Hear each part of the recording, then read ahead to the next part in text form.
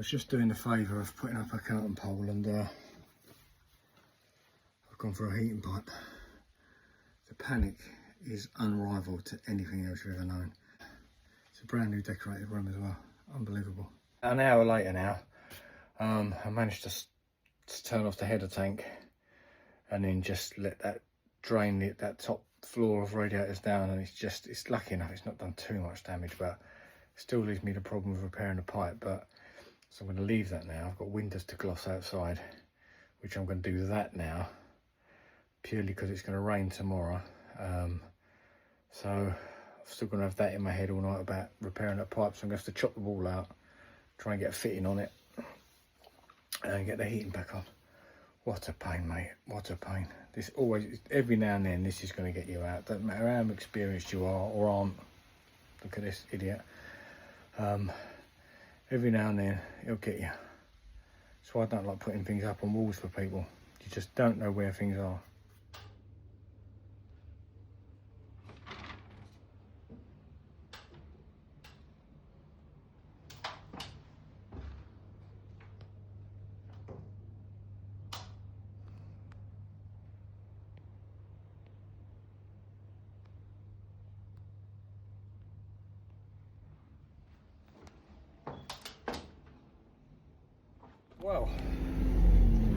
Well, that was fun.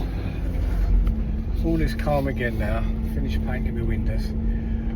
That job I was just on, I was just meant to paint a couple of outside windows today. The man had asked me ages ago when I decorated a room.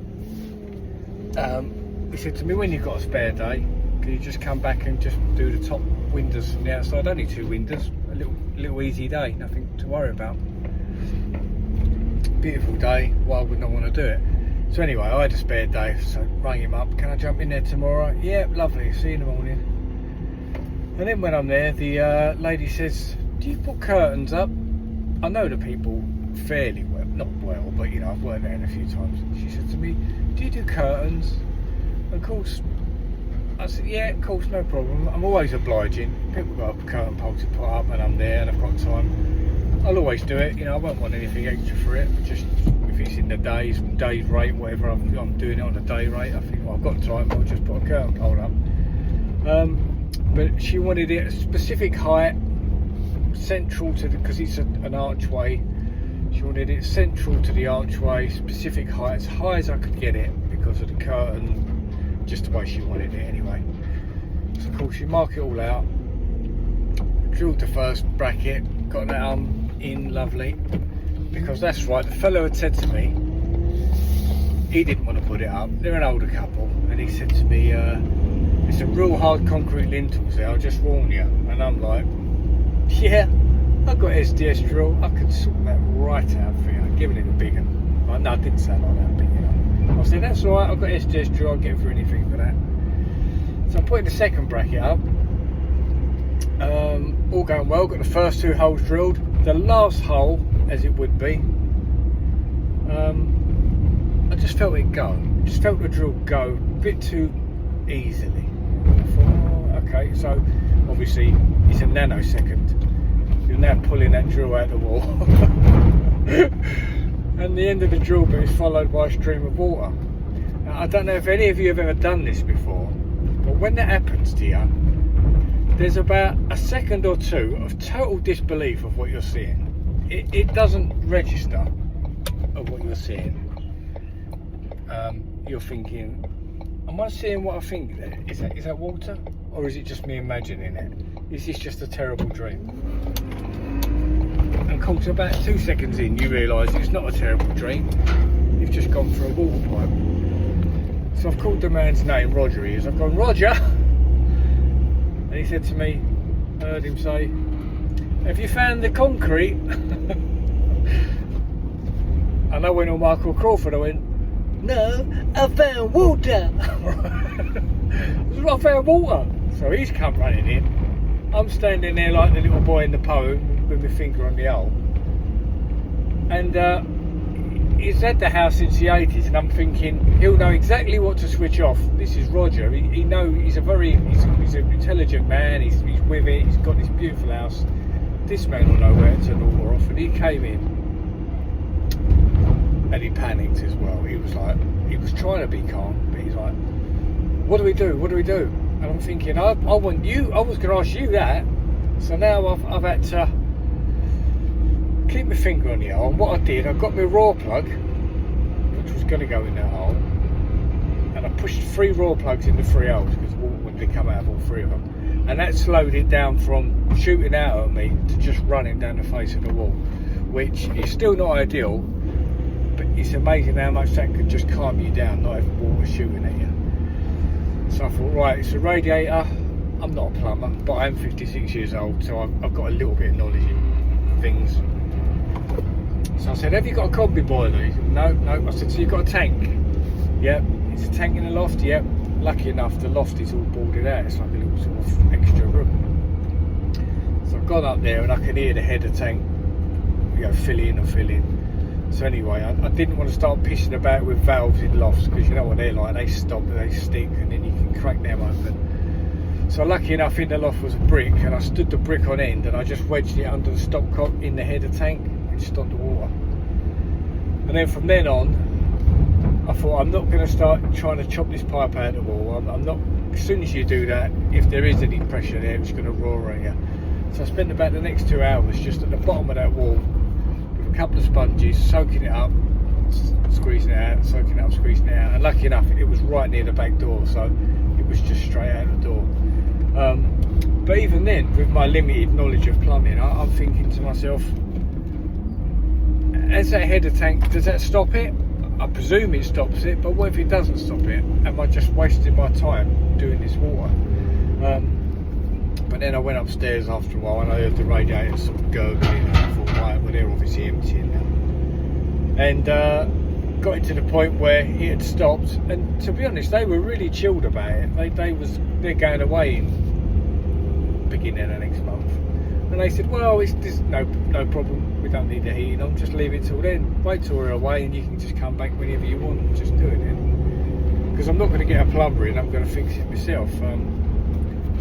But I said, no, I'd rather come back tomorrow, at least get the pipe fixed. Then we can just let all this dry out and then I can redecorate the wall when you're away. Because I'd just done that room about 5 or 6 weeks ago. I decorated that whole room, I don't know if you saw the videos. And she had this really lovely wallpaper that I put up, and it really wasn't cheap. And this where they spurted out was about 2 foot away from the wallpaper. So all I can think of is, please don't soak the wallpaper, please don't soak the wallpaper, which it didn't. So anyway, all the water's off there now. Water stopped. I'm going to go there tomorrow, expose the pipe in the wall, and try and repair the pipe. But the only trouble is, where she's wanted it as high as possible, it's just underneath the coving line. So I would imagine I'm going to have to start breaking out coving to get any sort of pipe work to fit together. What's a pain in the arse. But you know what? It will happen to you. Every now and then it will happen to you. So my advice to anyone is, if you don't put curtain poles up as a rule, and you've got the strength to say no when people ask, say no. Say, no, sorry, you're going to have to get a handyman in for that. Don't be like me, because I always oblige. And I've said to myself since this happened today, I thought, right, that's me, never putting a curtain pole up for no one now. That's another job I strike off the list. I don't touch plumbing, I don't touch curtain poles. Here I am tomorrow, I'm going to do plumbing. And I know that the next time I get asked to put a curtain pole up, I'll say yes, because that's just the sort of person I am. I'm just obliging. But if you can be strong enough to say no,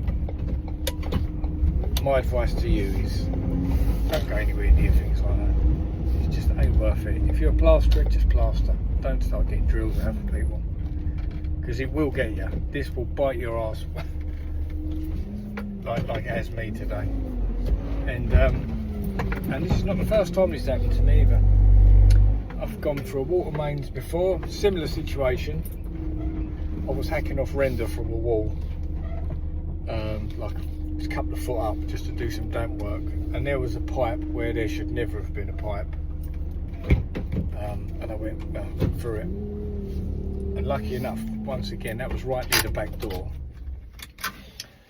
and I managed to bend the pipe out of the wall. I think I split the pipe, because I was using my Kango, and I've split the pipe, and I managed to bend the pipe down the wall. And I got the end of my Henry Hoover and I wedged it onto the pipe, and lucky enough the end of the Henry Hoover reached out the back door, so I had like a bit of a flow going out the back door. But again, if that was in the middle of that house, because it had all wooden parquet flooring down as well, and for some reason that day I got a big roll of thick visqueen and I just laid it all across the floor, and so not a drop got underneath it. And that was probably 12 years ago now. So although it doesn't happen often, every now and then you're going to get you're either going to go for electric cable, gas or water. I've never done the gas. I've done electric cables and I've done water twice. And you know what, I'll probably do it again at some point. But Jesus Christ, the panic that sets in. And I'm pretty calm, pretty chilled, as you probably well know. But as soon as you see water coming out, there's nothing that just kick-starts the old panic engines like that. But anyway, I'll be there tomorrow repairing the hole. I hope you've learnt something from me. Don't follow my rules. Don't be an idiot. Anyway, I'll see you later.